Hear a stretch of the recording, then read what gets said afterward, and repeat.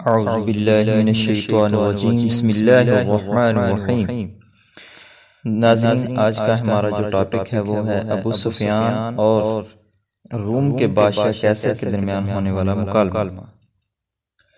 6 ہجری میں صلح حدیبیہ کے بعد جب جنگ و جدال کے خطرات ٹل گئے، ہر طرف امن و سکون کی فضا پیدا ہو گئی، تو چونکہ حضور صلی اللہ علیہ وسلم کی نبوت اور رسالت کا دائرہ کار صرف خطہ عرب تک محدود نہیں تھا، بلکہ آپ صلی اللہ علیہ وسلم تمام عالم کے لیے نبی بنا کر بھیجے گئے تھے۔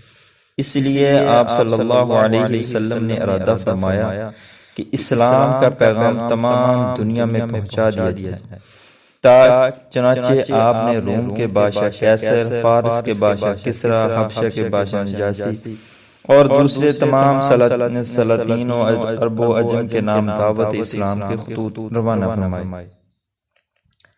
روم کے بادشاہ کیسر کے پاس جو صحابی حضور صلی اللہ علیہ وسلم کا مقدس خط لے کر گئے، ان کا نام دحیہ کلبی رضی اللہ تعالی عنہ تھا۔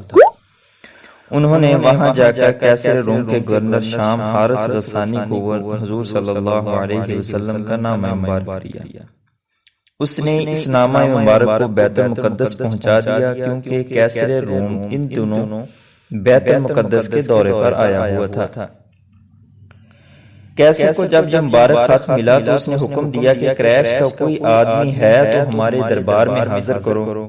کیسر کے حکام نے تلاش کیا تو اتفاق سے ابو سفیان اور عرب کے اور کچھ تاجر مل گئے۔ سب لوگ کیسر کے دربار میں لائے گئے۔ کیسر نے بڑے شاہانہ انداز میں دربار منعقد کیا اور تاج شاہی پہن کر بیٹھا، اور تخت کے ارد گرد اس کے وزیر مشیر سب ہاتھ باندھ کر کھڑے ہو گئے۔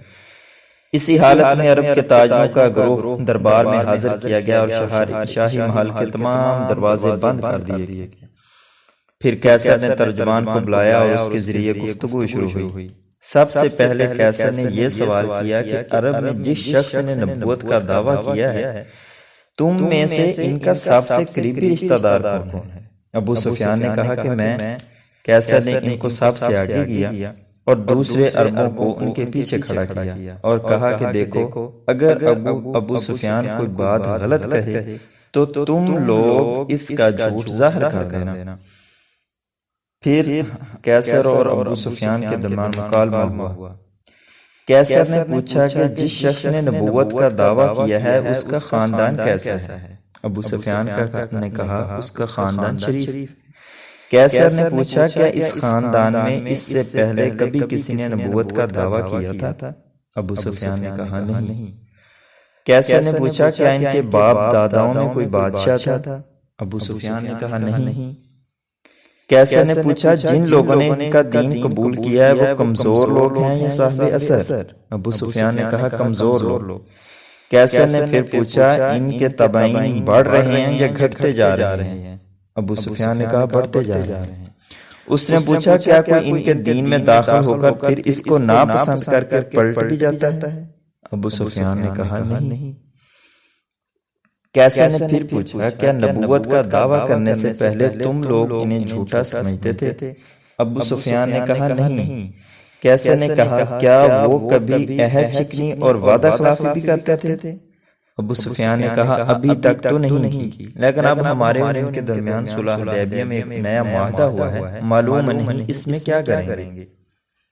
کیسر نے پوچھا کیا تم لوگوں میں ان میں کبھی جنگ ہوئی؟ کہا ہاں۔ کیسر نے کہا نتیجہ جنگ کیا رہا؟ ابو سفیان نے کہا کبھی ہم جیتے کبھی وہ۔ کیسر نے کہا وہ تمہیں کن باتوں کا حکم دیتے ہیں؟ ابو سفیان نے کہا وہ کہتے ہیں کہ صرف ایک خدا کی عبادت کرو، کسی اور کو خدا کا شریک نہ ٹھہراؤ، بتوں کو چھوڑ دو، نماز پڑھو، سچ بولو، پاک دامنی اختیار کرو، رشتہ داروں کے ساتھ نیک سلوک کرو۔ اس سوال و جواب کے بعد کیسر نے کہا کہ تم نے ان کو خاندانی شنیخت بتایا اور تمام پیغمبروں کا یہی حال ہے کہ ہمیشہ پیغمبر اچھے خاندانوں ہی میں پیدا ہوتے ہیں۔ تم نے کہا کہ ان کے خاندان میں کبھی کسی اور نے نبوت کا دعویٰ نہیں کیا۔ اگر ایسا ہوتا تو میں کہہ دیتا کہ یہ شخص اوروں کی نقل اتار رہا ہے۔ تم نے اقرار کیا کہ اس کے خاندان میں کبھی کوئی بادشاہ نہیں ہوا۔ اگر یہ بات ہوتی تو میں سمجھ لیتا یہ خاندان شخص اپنے آباء و اجداد کی بادشاہی کا طلبگار ہے۔ تم مانتے ہو کہ نبوت کا دعویٰ کرنے سے پہلے وہ کبھی جھوٹ نہیں بولے، تو جو شخص انسانوں سے جھوٹ نہیں بولتا بھلا وہ خدا سے کیوں کر جھوٹ باندھ سکتا ہے؟ تم کہتے ہو کہ کمزور لوگوں نے اس کے دین کو قبول کیا ہے، تو سن لو ہمیشہ ابتدا میں پیغمبروں کے تابعین مفلس اور کمزور لوگ ہی ہوتے رہے ہیں۔ تم نے تسلیم کیا کہ ان کی پیروی کرنے والے بڑھتے ہی جا رہے ہیں، تو ایمان کا معاملہ ہمیشہ ایسا ہی رہا ہے کہ اس کے ماننے والوں کی تعداد ہمیشہ بڑھتی ہی جاتی ہے۔ تم کو یہ بات بھی تسلیم ہے کہ کوئی ان کے دین سے پھر کر مرتد نہیں ہو رہا، تو تمہیں معلوم ہونا چاہیے کہ ایمان کی شان ایسی ہی ہوا کرتی ہے کہ جب اس کی لذت کسی کے دل میں گھر کر لیتی ہے تو پھر وہ کبھی نہیں نکل سکتی۔ تمہیں اس بات کا اعتراف ہے انہوں نے کبھی بد عہدی نہیں کی، تو رسولوں کا یہی حالت ہے، وہ کبھی دغا فریب کا کام نہیں کرتے۔ تم نے ہمیں بتایا کہ وہ خدائے واحد کی عبادت، شرک سے پرہیز، بت پرستی سے ممانعت، پاک دامنی صلہ رحمی کا حکم دیتے ہیں۔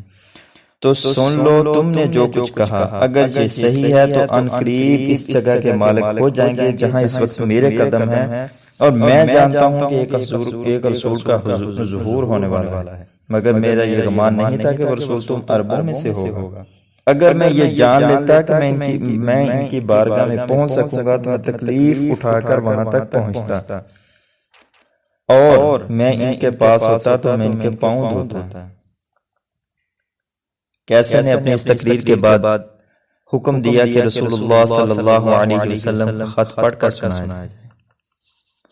جب خط پڑھ کر سنایا گیا تو کیسر نے ابو سفیان سے جو گفتگو کی، اس سے اس کے درباری پہلے ہی انتہائی برہم اور بیزار ہو چکے تھے۔ اب یہ خط سنا، پھر جب کیسر نے لوگوں سے کہا کہ اے جماعت روم، اگر تم اپنی فلاح اور اپنی بادشاہی کی بقا چاہتے ہو تو اس نبی کی بیعت کر لو، تو درباریوں میں اس قدر ناراضگی اور بیزاری پھیل گئی کہ وہ لوگ جنگلی گدھوں کی طرح بدک کر دربار سے دروازوں کی طرف بھاگنے لگے، مگر چونکہ تمام دروازے بند تھے اس لیے وہ لوگ باہر نہ نکل سکے۔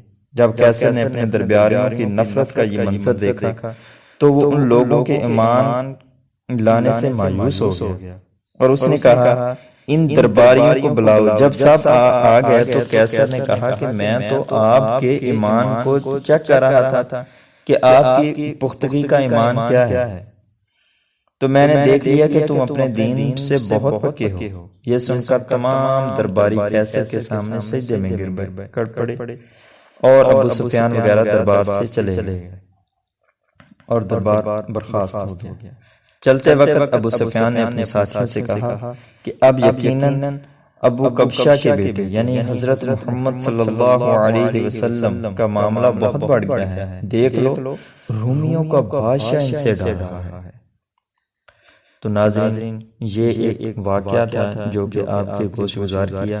اگر آپ کو ہماری یہ ویڈیو پسند آئی ہے تو اس ویڈیو کو لائک کریں، نیچے جا کے اپنے خیالات کا اظہار کریں کمنٹ میں، ہمارے چینل کو سبسکرائب کریں۔